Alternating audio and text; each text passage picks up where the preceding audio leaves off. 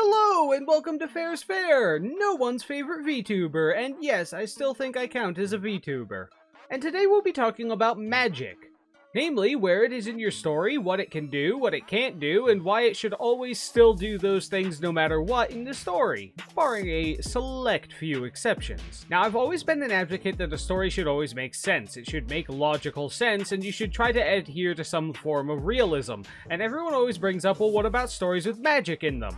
Well, believe it or not, magic can make sense. And I'm going to explain to you guys some series that did this right and some series that did this wrong. But plain and simple, your magic should make sense. If your magic works a particular way or interacts with itself in a particular way, it should always interact with itself in the same way. If water magic is always going to be more powerful against fire magic, then it should consistently be more powerful than fire magic. If a particular spell does one thing, and has never been hinted to do anything else, you can't suddenly decide that it does something else later. If a magical stone in the centerpiece of your story only grants one wish to someone, it shouldn't be able to grant a second wish to anyone later on in the same story. Boy, wouldn't that be embarrassing for a big budget movie. And you know what? I dare anyone to defend that kind of mistake. When you're making a movie with the kind of budget that DC has to throw around, you should at least be able to count to 2, as well as recognize that 2 is in fact more than 1. But we were talking about magic. And to give you some idea of some good examples, we have a certain magical index. There's a lot of types of magic in this show, as well as some, scientific-based ESP shit, but all of it has individual rules and they all follow their rules. Though, to be clear, I haven't actually finished the series, so I'm not sure if they fuck that up later. But Rising of the Shield Hero always seems to have relatively consistent magic in it. Avatar: The Last Airbender always has very consistent magic in it. Everything always works the same way. Different bending styles have different things they can control. There are extreme versions of all of the elements, but all of the elements generally work in a particular way. They have their strong sides and their weak sides. Firebenders are weaker at night than they are during the day, waterbenders are stronger at night than they are during the day, earthbenders are not all that strong when it comes to battle out in the sea, airbenders are not particularly strong against affixed or rigid things. I went over this briefly in one of my other videos, but essentially it comes down to the fact that if you shackle an airbender to something, they have no way to escape, because no amount of wind pressure is going to be able to break a metal chain. You'll have to rely on some other means of escape. Firebenders get to make their own, but on the other hand, they also have to sustain their element constantly or it becomes harmless. The point is that this all makes very good sense. It's good that they maintain this level of complexity in order to find creative solutions to their problems, and definitely did not hand a fix-everything power to their main character at the end of the series via a giant fucking magic turtle! Anyway, Fullmetal Alchemist Brotherhood. You need a circle, you need to have equivalent exchange. These things are absolute facts, and they very rarely break this rule, except when you get into the somewhat questionable territory of what exactly a person is worth in exchange for, say, an element. The whole Philosopher's Stone thing. Exactly how much is one human worth? How much is a lot of humans worth? Well, they never really get into exactly that, but other than that, the show follows its rules very, very strictly.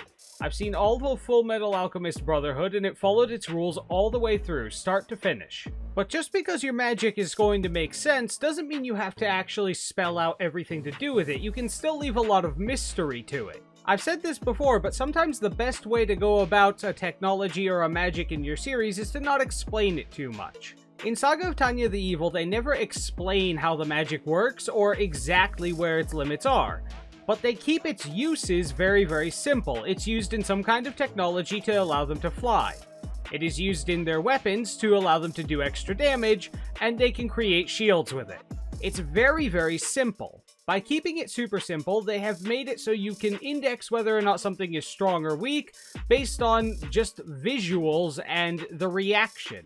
You know what characters are strong, so you know their attacks are strong. You see the attacks flying by in powerful beams, so you know the attacks are strong. You could replace the entirety of it with some kind of super sci-fi technology, and it would achieve the same result. A strong attack is still clearly strong, a weak attack is still clearly weak. So long as they don't make magic too complicated in the show, they don't have to set too many boundaries. If they started adding in memory charms and other kinds of wonky magic that manipulates time and shit, well, now we're getting into a bit of question as to what does what and how things interact with each other. But as it stands, the magic in the show makes perfect sense. The only thing that doesn't make a whole hell of a lot of sense in this show is why so many people are such big fans of this tiny blonde Nazi lolly. But for every good, there is a bad. Magic becomes a problem when you're using it to excuse bad writing or writing yourself into a corner, or just a lack of imagination. In Harry Potter, the movies, not the book, it is never specified as to why the Killing Curse is in any way worse than any other particular spell. One person said that you can't block the Killing Curse unless you have some kind of twin wand thing going on. I'm not sure if he was talking out of his ass because I've never read the books and they never said that in the movie. But if that were true and the bad guys truly did not care if they were breaking the rules, why on earth would they ever not be using the Killing Curse if it can't be blocked? This is another way that magic cannot make sense. If it's so convenient to use in such a fashion, and it has such an obvious use, why aren't they using it for that? Because there was no rule specifying why they shouldn't be using it for that, it becomes a massive plot hole that they aren't. Or the spell Obliviate. We once see it used to erase someone's memory in its entirety, but of course the paintings still exist, and all of his material still exists. But then in a much later movie, Hermione does it and it erases her from all of the paintings and pictures around their house. Does this physically remove her from their lives, or does it just erase memories? I thought it was a memory charm, but now all of a sudden it does far beyond just altering memories. If Mr. Lockhart was only good with memory charms, why is he good at this, which is apparently considerably beyond just manipulating memory? Or my primary example of magic that didn't make sense. In Fairy Tail, you have two characters. Both of them have magic based around a particular type of dragon magic, meaning they can consume an element and they use an element in their powers. The Fire Dragon and the Iron Dragon. During this fight between the two, it is stated that the Iron Dragon can coat himself in metal, which means that he cannot really be hurt no matter how hard you punch him. And you'll only hurt yourself by punching him really hard. He goes on to point out that the Fire Dragon comes with absolutely no defense, meaning the Iron Roar or whatever the hell he does, which can apparently slice you up, is a great move against the enemy because he cannot defend against it because no matter what you do, no amount of fire actually stops the metal from hitting you. So it would seem that the Iron Dragon has a major upper hand here, but then the main character, who is the Fire Dragon, consumes a bunch of flame in order to gain more power because that's how they work. They eat their element in order to gain more power. Now, theoretically, this means in a war of attrition, the upper hand belongs to the Fire Dragon, because he can use flame jets to fly around and move faster and manipulate his position, so he could just draw the fight out, and there isn't a super large amount of metal around for someone to eat, whereas fire can literally just keep coming so long as there's stuff nearby to burn. And, you know, pretty much everything burns. This would have been a great opportunity for them to show inventive new ways to use these abilities. Maybe he uses high temperature in order to melt through the metal or soften it when it gets red hot. Maybe he goes for that whole war of attrition, knowing that his enemy cannot recuperate his power as easily as he can. Or maybe he drops them both into the water, where both of them cannot use their magic because if you coat yourself in iron underwater, you plummet to the bottom of the ocean.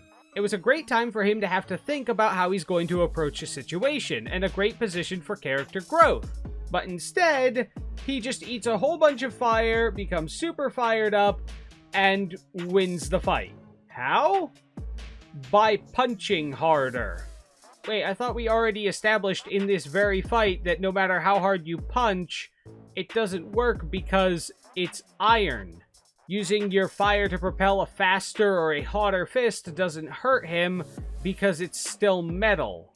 Also, immediately after powering up, he just face tanks the Iron Roar, Iron Howl, I don't know what it's called, I don't care.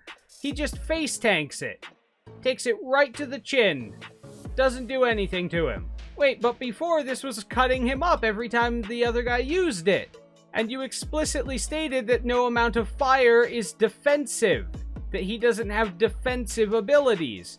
But now it just doesn't work because he's angrier now. Does the fire defend him or doesn't it? I'm sure I could bring up a lot more examples, but the point is that this damages the show, because if I don't have any kind of regulation as to what does and does not work with the magic, then it's essentially just a deus ex machina. You can just make up whatever you want partway through, and it doesn't matter. If you're disobeying your own rules, then there was no point in establishing the rules in the first place. All the limitation that you put in place with the rules is a lie. It's all false. It's like playing a made-up game with a 6-year-old. If they're just gonna change the rules and make up reasons why they win in the end anyway, what's the point of playing? And just like that, all my stakes go out the window because I'm no longer invested. There is no stakes anymore when none of the rules that you set make sense anymore. You might as well have not had magic in there. Oh, fair. It's magic. Of course it can just be malleable and do whatever they want it to. Cool, then why does no one just cast the solve everything spell? Well, then there'd be no point in watching the movie. That's my point! There's no point in watching or investing any time in the show, series, movie, whatever, if there has been no system put in place as to how the world works. The reason they don't cast the fix everything and I win spell? Well, they do. They just name it something else and only use it when the timing is convenient for it to happen because they don't follow their own rules. If something unbelievable or outrageous happens in a show, there should be some kind of weight to it. There should be some reason why this is such a massive surprise because everything else followed its own rules. But if you're just going to be breaking the rules and making up new ones left and right that don't have anything to do with each other, then it's not special when something outrageous happens. It's like if you had an action movie where someone survives 16 car crashes before the halfway point, and then at the end of the movie you expect to get some serious drama over whether or not they were really hurt when they crash in a car again. How am I supposed to take your show or movie seriously if its relation to physics is akin to Wile E. Coyote? You might as well have just taken away all the conflict and intricate meaning and turned it into a slapstick comedy if you weren't going to actually have anything that would make it deep or meaningful. If there are no rules, then there are no consequences, and I can't get invested in a serious story. You can have your fantasy, and you can have it as fantastic as you fucking want. Like, go nuts. But when it comes to the rules and regulations of your magic, as well as the limits, you should be adhering to that shit like it's an age of consent law. But magic is even easier to follow the rules than physics, because there's a whole lot of gray area in between where the rules don't cover that no one can call you out on. And adhering to those rules shouldn't be difficult since you're the one who made all the damn rules in the first place. But hey, let me know, have you found any exceptions to the rules? Have you ever found something trying so hard to make sense that it actually ruined the show? That might be an interesting topic to talk about. Be sure to like, comment, follow, share, subscribe, all those things that help me with the algorithm. And if you completely disagree and don't believe that I am fully grasping just how fantastical fantasy and magic should be, let me know. I'd be absolutely delighted to discuss it with you down in the comments. But if you're not up for a healthy discussion, at least be entertainingly angry.